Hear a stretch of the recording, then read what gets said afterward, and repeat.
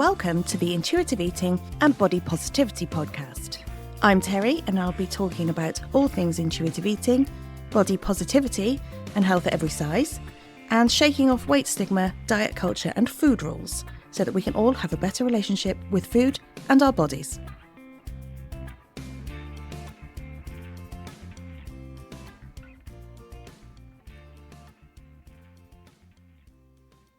Hello, good afternoon. Afternoon for me. Have you had a good week? Did you have a good Easter? How was it? Did you eat lots of chocolate? Disappointingly, I did not. I didn't have that much chocolate this Easter. But what I did have, most of it is still in the cupboard still. The joys of being an intuitive eater, right? So I had an Easter egg from my dad, as usual. Do you know what he said, though?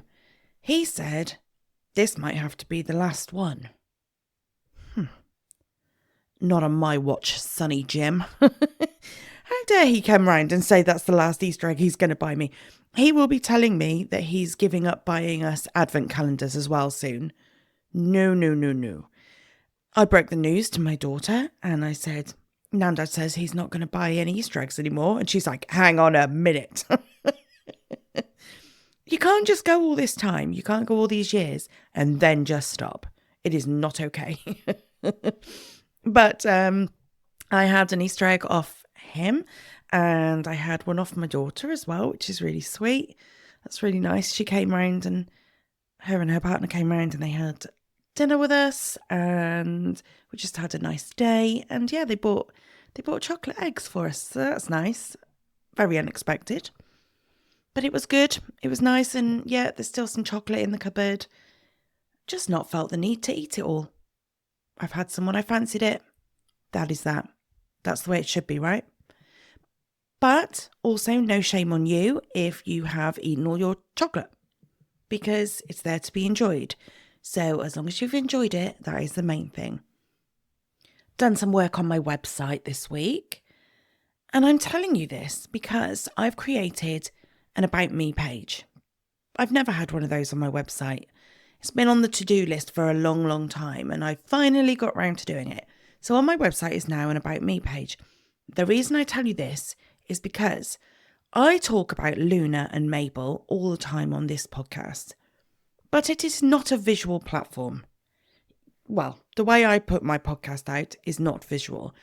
So you only ever get to hear about them. And if I were you, I'd be thinking, wonder what they look like. And then it helps you see them a little more clearly when I'm talking about them. So on my About Me page, just for you, is photos of Luna and Mabel. They're so cute, even if I do say so myself. But yeah, if you are wondering what they look like and you want to see, you can go to my About Me page and they are there. I'll put the link in the show notes anyway, but if you go to terrypugh.com and then go to the About page, it's easy to find. It's there in the menu. But I'll put the link in the show notes anyway. But go have a look. Go have a look at my cute little cats. What else has happened this week? Oh, I've got myself a troll. Now, I know I asked for comments.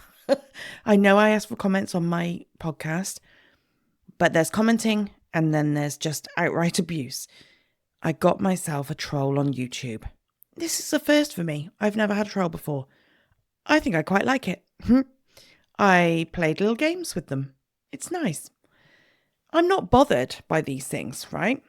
So if you are the person that has been trolling me, I really don't care. Because you know what this does? It boosts my presence on social media. It puts me in people's feeds more. The more comments I get, the more YouTube and the other platforms think, oh, people like her stuff. They are engaging with her. They really like what she has to say. So we'll just show her to more people. And that's what I've really enjoyed about getting all these comments. I mean, it's lovely. If you are just, a normal listener who engages with me nicely over on any of the platforms, then thank you. I really genuinely appreciate it because it does all these things for me. I love talking to you. I love talking to listeners, but I also do like that it boosts my presence. And I want more people to find the podcast. I want more people to engage with me. I want more people to hear what we have to say about this industry and about the diet industry and how to escape the wraths of it. So when you comment, it means a lot to me because I love to engage with you anyway. But it also means that I'm going to be more visible for other people. So it's multifaceted, right? So this troll, hi there, troll, if you're listening, it's just boosting me. And I'm all right with that. So, I have some lovely little conversation with my troll. She told me I'd lost the plot. And I'm like, yeah, but yet here you are, still watching, still commenting. And that was in response to me saying I've got the best job in the world. Which I have, by the way. I do believe that. Apparently, she says I have a serious problem with food. I should just stop eating so much. Said eating too much, but then it was T-O, much. Eating too much, not eating too much. I corrected her on that. Her English will be better after me. Apparently I just couldn't do Slimming World, and that was my problem. And I'm bigger than the seats in the theatre because I'm not very good at Slimming World. What else did she say?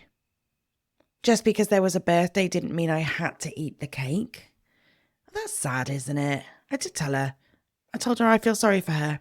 If you're choosing a diet over a family or friends' celebrations, that's sad, really. What she also said is, shouldn't have eat any then. You shouldn't have eat any then. So I corrected her. I told her it's eaten. And she said, just cause there was birthday cake. So I said, it's because. At least use correct English when you're trying to criticise somebody, right? She said she's never heard so much rubbish, which is lovely. All the crap I chat, apparently. Again, telling me Slimming World didn't work for me. It's nice. And yeah, on she goes, on and on and on. And then it seems like she went on a right mission to just comment on everything I've done. It must be exhausting for her, having to keep up and try and make sure she comments on everything I put out there. But all the time, she's telling me that I talk nonsense and that everything I say is rubbish. She's still there commenting, still there following me, still there paying attention to everything I'm doing. I think she's a little obsessed with me. I think she is. But you'll be pleased to know I've given her some lovely English lessons. I've corrected her on the difference between your, Y-O-U-R, and your, Y-O-U apostrophe R-E. I think that's an important one to know in life. And yeah, she's gone a bit quiet. Maybe she's on holiday or something. I don't know. But yeah, I look forward to her coming back. But feel free, go over there and give me some love, or give her some love, because she must be a very sad person if she's having to spend her time just trolling somebody. And that makes me sad for her. I did say that to her. I did say I felt sad that, there she is just commenting all this stuff with nothing better to do with her time.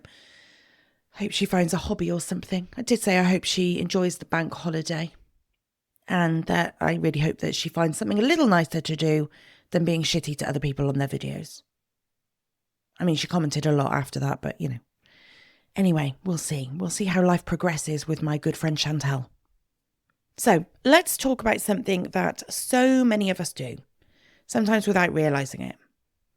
Keeping yourself small. Now, I'm not talking about weight loss here. I'm not talking about keeping yourself in a smaller body. I'm talking about not showing up in life. And it might sound a bit vague, but once you start noticing it, it's everywhere and you'll start seeing how you're doing it. It's things like not putting on the outfit you wanted to wear because it felt too bold, too colourful, so you stick to neutral colours, or you don't order dessert because you didn't want to be the only one and stand out, or you stayed quiet in a meeting even though you had something to say because you didn't want people to be looking at you or judging you or whatever. Keeping small in life is basically trying to take up as little space, physically, emotionally, socially, as possible. And it often comes from a place of fear. More often than not, it's something like a fear of judgment, a fear of not fitting in, a fear of seeming selfish somehow, a fear of being too much for other people. It's a fear of something. That's why you're not standing out. That's why you're not showing up fully. So let's look at those examples a little bit more. And feel free to comment and tell me if this rings a bell with you.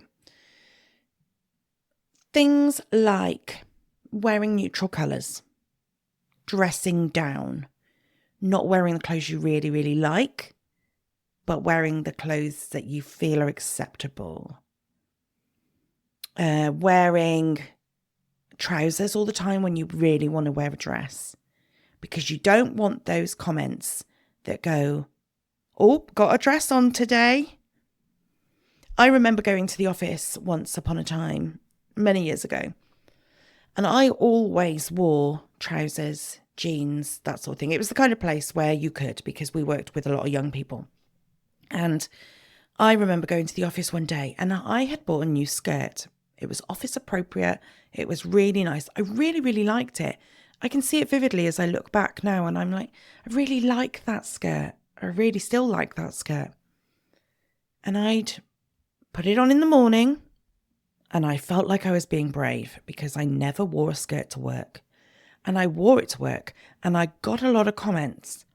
And they were nice comments. They were lots of things like, "Oh, what a nice skirt," or "Oh, you look great in that," or "Nice to see you wearing something else." There were also comments that were a little bit strange, like, "Oh, got your legs out." You know, people think that that's the kind of fun, acceptable thing to say, don't they? And there was nothing in it. There was nothing super personal in it. It was just like, "Oh, she got her legs out," meaning, "Oh, she usually got trousers on." And I know that I looked good in that skirt. I know that it was workplace appropriate. I know that people were only commenting because they liked to see it and they thought I looked nice. But I never wore that skirt again because it drew attention. And I wanted to stay small. I didn't want to stand out. I didn't want to be the centre of attention. I didn't want people commenting on what I looked like, what I was wearing, that sort of thing. And quite often we can do a lot of things to detract from our clothing choices if we were unafraid. We will wear neutral colours. We won't wear the pinks and reds and yellows, you know, the bright, cheerful colours. Even in summer, even in spring and summer, we'll dress those colours down so that we don't stand out. We'll dress our choices down. Maybe that's in how formal you dress. So maybe you are wearing reasonably formal clothes because you don't want to put on that blouse and jacket and look formal and look professional and look like you know what you're doing, because maybe somebody will think something of that. So instead, you wear a smart top, but a neutral colour and one that doesn't have a lot going on. And maybe you wear a cardigan instead of a jacket, you know? Maybe you do it in social situations. So you go somewhere in jeans and a t-shirt and a pair of boots. And what you really, really want to wear is a bright, colourful dress. Now, it might not be that extreme for you, but maybe it's as much as a change of the style of trousers that you're wearing. So maybe people are used to seeing you in jeans and you want to wear some loose, wide-legged, tailored trousers. Anything just to not draw attention to yourself, just to stay fitting in and the normal you that everybody knows. Do you do that? How are you feeling about your clothes now? Do you do that sort of thing? It could be not getting up to dance at a party because people might, God forbid, look at you. Who is she to be having a good time? That's quite often what we think. I'll just sit down, I'll stay here, I'll have a little bop in my chair and I'll just stay here and have a drink and stuff. I'll pretend that my shoes are hurting or whatever. I'll just sit here and watch. I'll just look after the bags. I'll just sit at the table, make sure everybody's stuff is safe, that sort of thing. And you sit there and you watch and you desperately want to be up there having a good time with everybody else. You want to be in that crowd of people on the dance floor, but you're not because you're worried about what people will think of you. What about holding back an opinion in a group because somebody might not agree? Are you a bit of a people pleaser in that respect? Do you not want to create any kind of conflict? Do you not want your voice to be heard because someone might disagree? Especially if there are more powerful voices in that group. It might be that you've got somebody in the friendship circle that always has something to say and it's always louder said than anybody else's. You know the kind of person that I mean, right? Are you not speaking up? Are you not voicing your opinion? Because then you might have to battle with the stronger voices. Maybe it's something you think is a controversial thing to say.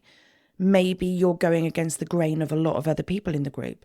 But maybe, just maybe, what if you were to start that conversation and that gave others in the group permission to agree with you?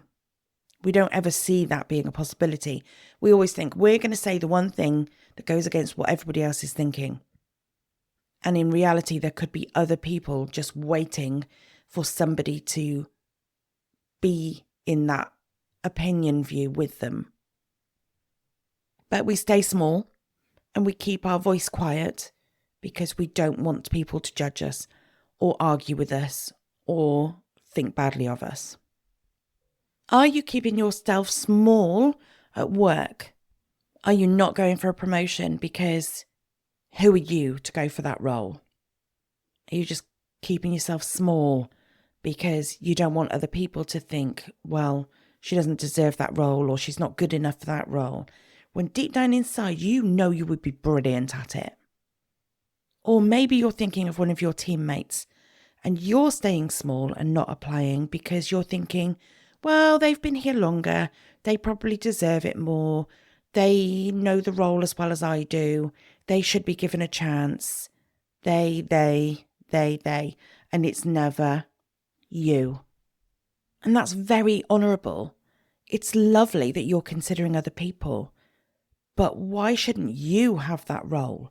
Why shouldn't you have that choice? Why are you stepping aside to let somebody else take that role? Do you want to be the leader? Do you want to be a manager? Do you want to be a team head? Do you want to be on the board of directors? Do you want to be the person that is heading up a project? What do you want? Do you want it? And you're just sat keeping yourself small? Just allowing somebody else to step up and do it? And by default, sometimes these people get these roles because nobody else shows an interest. So could that be you? Or maybe it's your own business and you're keeping yourself small in your own business. You're not charging properly because, well, who am I to charge that money? Who am I to charge those fees? People are never going to pay me because there's other people out there that are better than me or more qualified than me or more experienced than me, but they're not you. And maybe people want you. So you're staying small. You're not charging what you're worth because you don't believe you're worth it. Maybe you're at an expo and you've got to stand and you don't want to step forward and actually talk to people who are there looking for what you're offering. I've done expos. They're quite nerve-wracking. Standing there behind your table, waiting for people to come along and talk to you and, oh, do you want a leaflet? That sort of thing. It's a daunting thing to do, to present at an expo, to have a stand at an expo, because, oh my goodness, you're going to have so many people walking by. And how do you get their attention and how do you talk to them? And are they even going to want what you're offering? And even if they do come over willingly and talk to you, are they going to buy? Probably not. That probably not is something you've said to yourself. But they could. They could love you. They could want to know more about you. But you're keeping yourself small, stood behind that stand, just waiting for somebody to talk to you. What if you could step into yourself and show up and come out from behind that stand and stand to the side of it and be approachable? You know, when you take that table out, that's the barrier gone. Maybe people will just say hi as they're walking by, you know, just smile at them and say hello. And maybe that'll start a conversation. Again, what are you wearing? Are you showing up as your best self? Are you bringing everything that you have to offer in the way you present yourself? Are you wearing what you want to wear? Are you wearing those clothes, those colours that represent who you are and who your brand is? Or are you dulling yourself down? But what if somebody remembered you for your bright clothes, for your bright smile, for your personality when they speak to you at these events where you're marketing yourself and you're marketing your business? Maybe you're standing by the wall at a networking meeting hoping somebody will come and talk to you instead of you making the first move. Now, do not get me wrong, I know how scary it is to walk into a networking meeting, especially if you're going on your own. You walk into this room full of people that maybe you know, maybe you don't know, but it's daunting. I get it. I totally get it. But what if you're the one person at that networking meeting that people have enjoyed talking to? Are you staying small and you're not approaching other people because what if they don't like talking to you? What if they're not interested in you? Well, no, they might not be, because not everybody is for everybody in this world. But what if you were the one person in that meeting that when somebody left, they went, oh, thank goodness there was somebody I enjoyed talking to today. We all know, I say we all know, if you are in business or if you've ever been to a networking event, you know that there are people in that room that you would do anything to avoid once you've spoken to them once. There are people that always seem to be there. There are people that show up at every single networking meeting that you go to, every event, every single one. And while you're in the room, you're like, please don't talk to me. Please don't talk to me. And you do everything you can to avoid them. And you are grateful for the person that you know and like, and you see them and you make a beeline for them over the room and you say, oh God, thank God you're here. And then you have a chat. Well, what if you were that person for people? What if you gave people a chance to get to know you? And this is not just in business, this is in everyday life. What if you showed up? What if you didn't play small and stay quiet? What if you talked to people and they got a chance to know you and know the real you? Not the small you, not the person that's hiding, not the person that's staying small, but you and your personality and your offer and what you have to offer the world. What if people got a chance to do that? What about if you are skipping dessert, even though you really want it, because you don't want to be that person who's still eating? I think we've probably all been to meals out where everybody's like, do you want a dessert? Do you want a dessert? Or the waitress comes over or waiter comes over and says, can I give you the dessert menu? And you look around the table and everyone's going, not for me, thanks. No, not for me. Oh, no, I couldn't possibly. Oh, I'll just have a coffee. And inside you're screaming, please, someone else, for the love of God, please have pudding because I want some. And you do what the rest of the table does and you say, no, not for me, thanks. Why? What is it that you're worried about? Now I will happily order a dessert and have it come to the table and then enjoy it when everybody else is going, oh, wish I'd ordered one now. Because that does happen. You have yours and then somebody regrets their decision to not have dessert. And even if there are not those people at your table, even if they're happy with their coffee or whatever, just sitting there with nothing, just finishing off their drink, whatever they're doing while they're having no pudding, fools. Even if you are the only person sat there eating, what's the problem with that? What is the problem with that? There is no problem. What could possibly happen in this situation that is so bad that you shouldn't sit and eat dessert on your own? Why should you not enjoy the food that you want to enjoy? Are you keeping yourself small? Are you doing things here just to appease other people? Because that's what this is. You're doing it to fit in with the other people. You're doing it so that you're not delaying anybody else, or you're not offending anybody else, or you're not drawing criticism from anybody else or judgment for anybody else. But does it matter if those people are judging you or waiting for you, whatever? It doesn't matter what they're judging you on. It really doesn't matter. If they are judging you for having pudding, well, then I feel sorry for them, because they really should have other things in life to be worried about. And if they are not enjoying waiting for you to finish eating, well, do you know what? They can get up and go somewhere else, can't they? There's nothing making them sit at the table. There is nothing making them sit there. They could get up, they could go to the toilet, they could go to the bar, they could go outside for a breath of fresh air. If they're in a hurry and they need to be somewhere else, fine, let them politely go on their way. But really, what benefit to you is not having that dessert if you don't want it? If you do want it, rather. Where is the benefit to you through saying no when you want to say yes?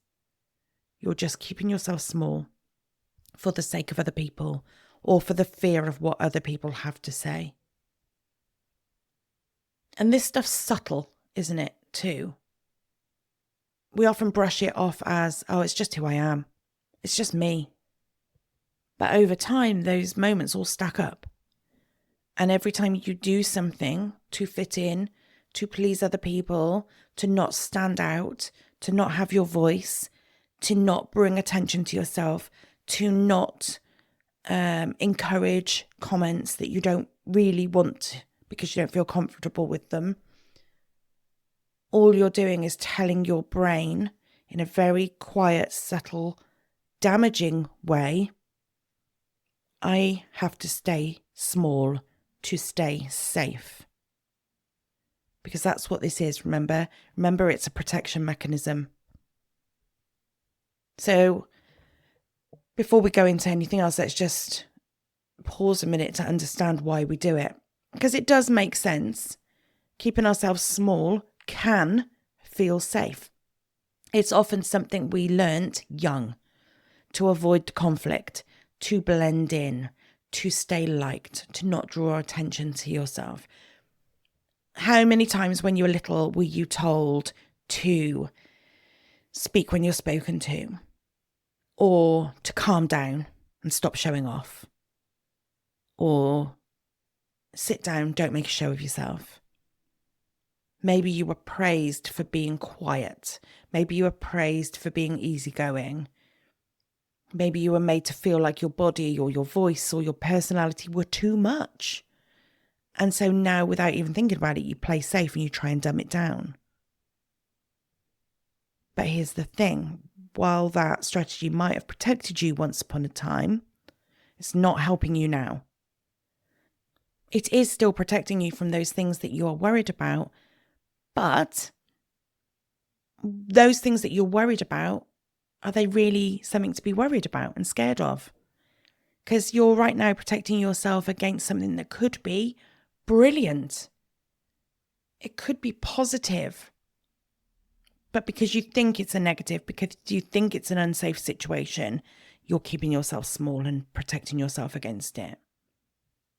In reality, is it stopping you from living a full, bold, delicious, gorgeous life that you actually really want?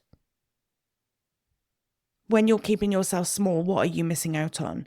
Are you missing out on opportunities? Are you missing out on experiences? By keeping yourself small, you're making sure that you feel unseen and passed over. So if you step out of that, what are you getting back? You're being seen, you're being considered, you're being included. When you keep yourself small, you get frustrated at yourself, at the world. Maybe it's something you recognize that you do and you get annoyed with yourself for it. Maybe you get upset at the world because it forces you to stay small. But all the time, it's dulling your sparkle. And that is not what you were made for. That is not what you were here for. You are here to have a full life. You were not made to blend in. You are not made to agree with everyone. You're not made to always wait your turn. You were put on this earth to live. I firmly believe that we are all put here for a purpose. I now believe that coaching is my purpose. Coaching and healing and helping people to work through their challenges around this sort of stuff. I believe that's what I'm here for. But if I kept myself small, I would not be having this conversation with you now. I would not be putting my opinions out across my podcast, across social media, with the people I talk to. I don't keep my voice small around this stuff anymore because I know that's what I'm here to do. Our time on this earth is short. We are here for a reason. We all have a purpose. There is a concept in, I think, Hinduism, Buddhism, that sort of thing, that is called Dharma. And it's exactly this. It is your duty. It is what you're here for. It is what you're put on the earth for. It is cosmic order. It is what you are here to experience and your purpose for being. We all have this dharma that we are supposed to be fulfilling. And in order to do that, you have to show up. You have to take up space. You have to let people see you. Your joy, your weirdness, your smarts, your kindness, your appetite, all of this stuff. You don't have to become loud and extroverted and performative if that's not you.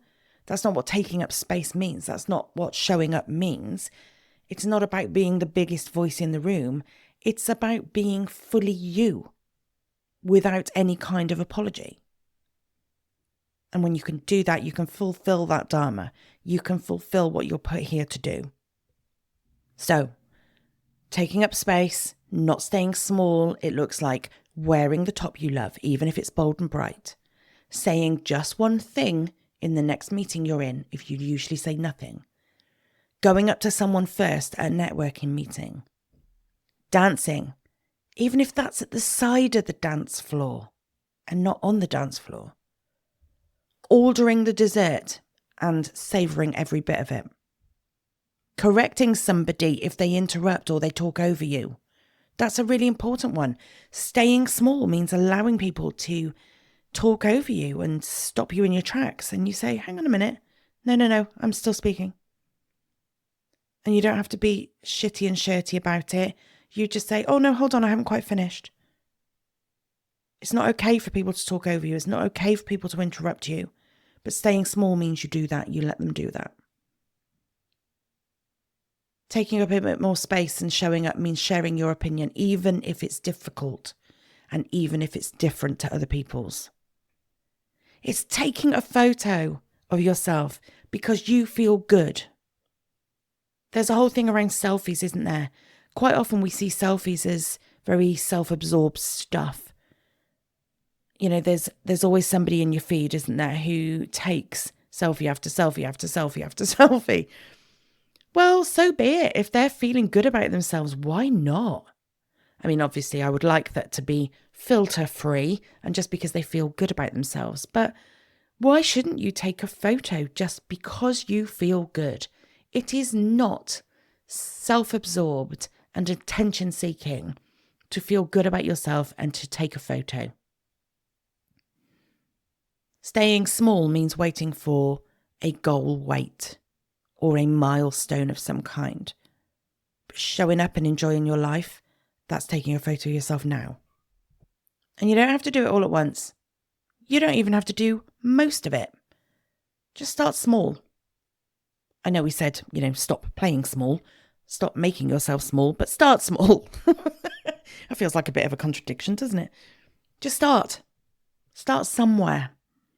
Because every time you make one of those choices, you are sending a message to yourself and to other people that says, I am allowed to take up space. I am allowed to live my life.